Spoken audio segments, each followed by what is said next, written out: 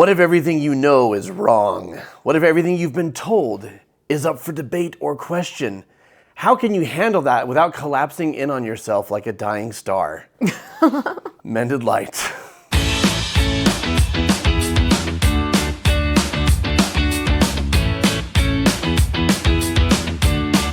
So we're talking about resolving misunderstandings and miscommunications by understanding better our development and that of others. Yeah, and our psychological development, right? Like we all understand how we grow and develop physically. Yes. But we don't necessarily all understand how we grow and develop psychologically, which is very, very important.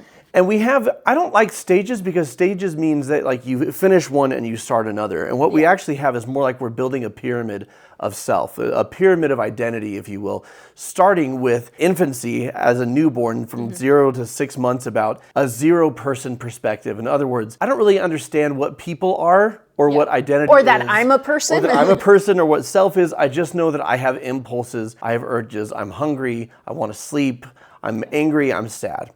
From there we go into first person perspective.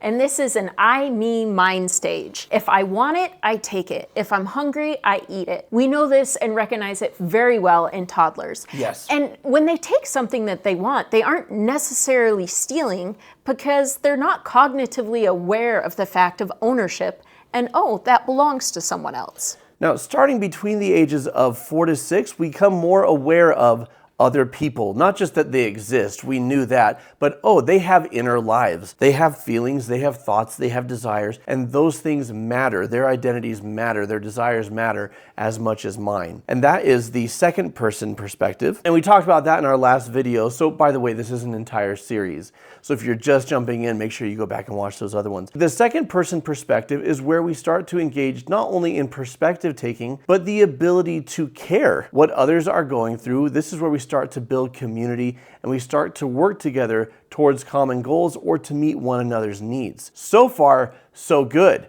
but we can go even further. Today we're going to talk about the third person perspective, which is objectivity. And this is where we start to evaluate ourselves, our perspectives, other people's perspectives. We detach a little bit from the identity we created by belonging to a group or an institution or a religion, whatever it may be. Yeah. And we start to question, what do I believe? Do I really believe that? And there is another burden of proof that's needed here. In second person perspective, we see the authority figures in our lives. And we trust them. Yeah, whoever they may be. Yeah. Whether they're our parents, our caregivers, our teachers, our religious leaders, our coaches, they tell us this is truth. And we receive it and we implement it into our life and we say, this is true. Yeah, because someone that I trust told me so. And in this stage, we move beyond that to saying, well, what if I don't see things the way my authority figures see them? Just because they say it, does that mean it's true? And we start to become the authority in our own lives. And this is really, really important. One, to become the authority in your own life is important. But two, we can only continue on this path of development because we have the foundation and the strengths of the previous stages. Yes. And this is the first stage or perspective, which doesn't happen just with growth. This is something we have to choose. This is something we have to lean into. This is chosen emotional development and chosen emotional maturity. So not everybody's going to get there. No, from here on out, everything we're going to teach you in this series is a chosen superpower that you can level up. And you can, to know yourself, to understand people, and to see the world more clearly and without fear. A lot of people don't want to go into this objectivity place, which requires them to take a step back, detach emotionally, and just observe, assess, not obsess, observe, assess, and evaluate.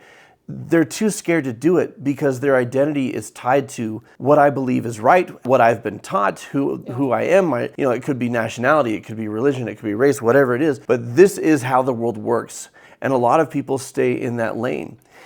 I think this is beautiful because you can still retain your core identity and even retain your beliefs, but they evolve, they grow, they blossom, they become deeper, richer, much more nuanced as you engage in this process. Or you may find that you jettison them almost entirely and create something new out of whole cloth based on what you believe, based on what you value, and based on what you see to be true because of what you're observing. Now, some of you are watching this and saying, well, that's just moral relativity. You know, you believe what you believe, I believe what I believe. You talk about your truth, I talk about my truth.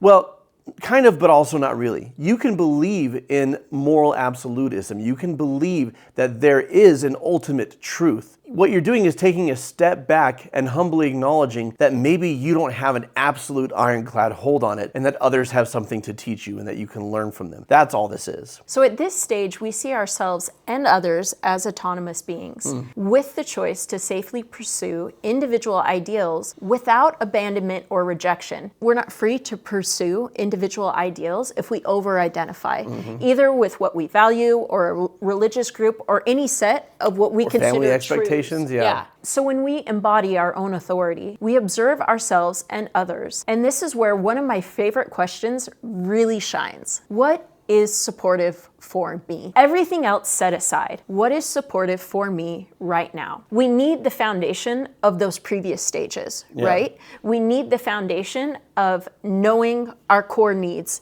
of I need to eat, I need to sleep, I need connection, right? And we return back to those stages. Has anyone ever been hangry? You know, we need the foundation of the moral guidelines that second person perspective gave us. Yeah. We don't steal, we don't kill, we don't do all sorts of things because it's harmful to other people and it's harmful to us. Yeah, well, and also the things that we do. We serve, we lift, we help. I think we all receive, these are the rules of ethics, and we inherit them from our home, from our schools, from our churches, whatever. And in this stage, the observer stage, we emotionally detach from what we've been taught, and we observe it and assess it objectively as best we can. Well, and I think this stage is often called a dark night of the soul, when people are going through religious questioning or some other foundational belief. Where you question everything that you were presented with and that you just accepted at face value because people you loved told you so. Right. Well, and so often in those stages, some people throw the baby out with the bathwater, right? Right. They find an aspect of something that wasn't completely true or doesn't completely align, and they're like, well, then it's all not true. Right. Instead of saying, no, a lot of this is foundational for me, so what do I want to keep? So this is from, I've got a clip from the movie Elemental. It's a Pixar movie in which fire, air, water, the different elements are anthropomorphized, you know, they're made human, but they all represent different cultures, specifically different immigrant cultures that come together in this city. And there is a young woman named Ember. Her father has a glass shop because fire, glass, you know, all of that. Her father has a glass shop. And he built it and wants her to inherit it. He wants her to marry a nice fire guy, but she's fallen in love with a guy who's made out of water. And she decided that she wants a completely different life for herself. And her dark night of the soul is, I am rejecting everything that my father created for me and sacrificed so much for me.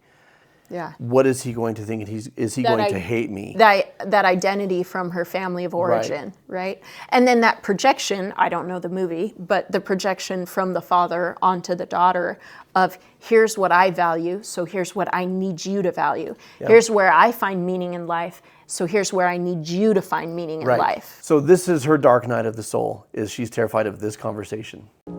Dad, this is all my fault. The shop, Wade. I needed to tell you the truth. I don't want to run the shop. I know that was your dream, but it's not mine. I'm sorry. I'm a bad daughter.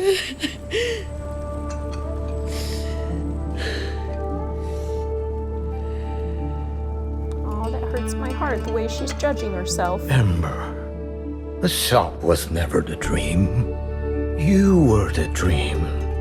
You were always the dream.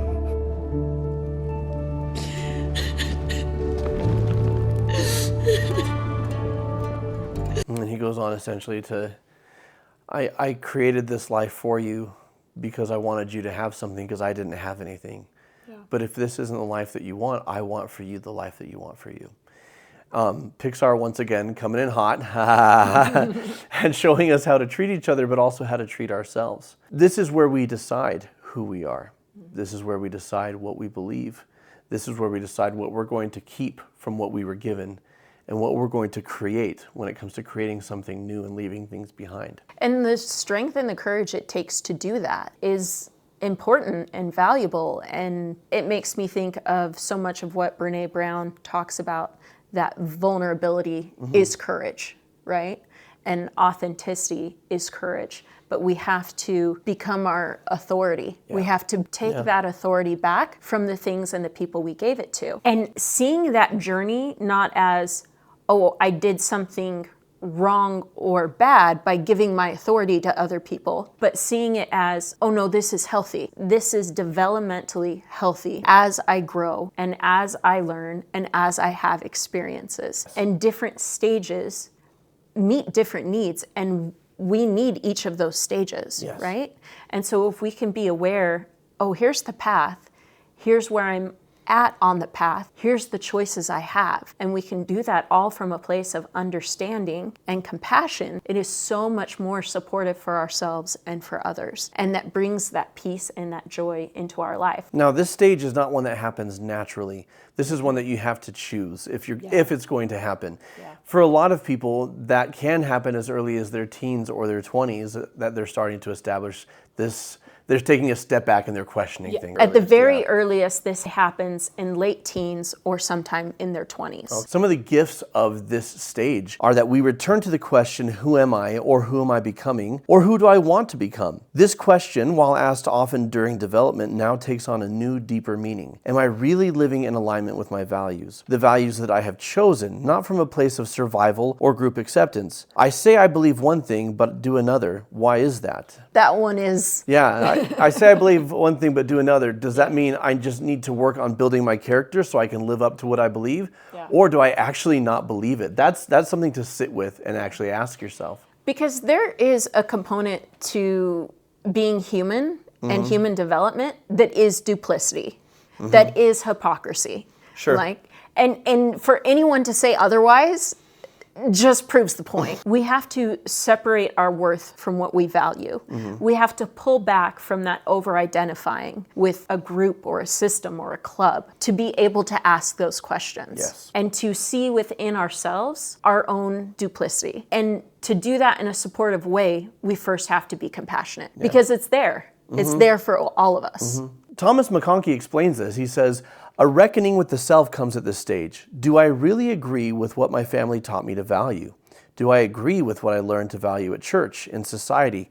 Are any of these ideas actually mine, or did I just pick them up from my environment? Until now, we've been like a fish in water, not realizing that water is wet. The good news is that swimming in the waters of our cultures and traditions, we drink in the gifts and virtues that flow through them. The bad news is that to whatever extent our community has unexamined prejudices, or what Joseph Campbell aptly calls sanctified misunderstandings, we tend to swallow that too. It becomes very important at this stage of development to decide, what do I actually value? Forget everyone else. What do I choose for my life? Asking these same questions before this would have been developmentally unsupportive because we would not have had the maturity, the moral foundation, or self-discipline that is necessary to not get lost in depravity or unsupportive choices. In previous stages, we needed that locus of control to be external because we needed to learn and grow. And now it is developmentally safe and necessary to bring that authority back to ourselves. Right. I like the way Thomas McConkie explains this, and he talks about being a psychologically emancipated person.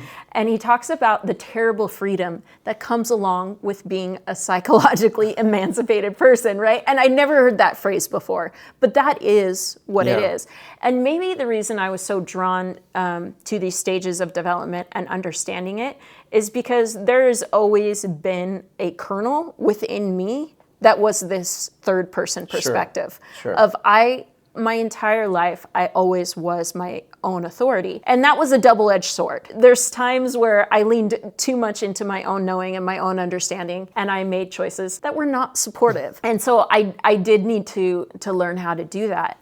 But I see so many people stuck in real heartache because they have outsourced that authority. That leads to the question, what story am I writing? What story am I writing about my own life? And am I going to accept this terrible and wonderful freedom of Yeah. being the authority in my life. And that's scary. Well, and that dovetails nicely into the challenges of this stage. While the gift in this stage is the power to become, we can get stuck in the doing and overlook the value of being in becoming. So again, back to Thomas McConkie, without a healthy grounding in being, our becoming can feel ragged and depleted. Our strong tendency here is to chase after what we might become some far off day at the expense of connecting to our inherent wholeness right now. In this way, life from a third-person perspective can become a never-ending self-improvement project. So at this stage, it's easy to exhaust ourselves and chase our becoming with doing, right? Because our worth is innate, and the most important things in life, we can only be. We can't do them. Yeah. I can't be charity. I can't be long-suffering and patience and integrity. You know, I can only do those things. Yeah. But to be those things, I have to become those things. And there is an aspect of doing and in becoming.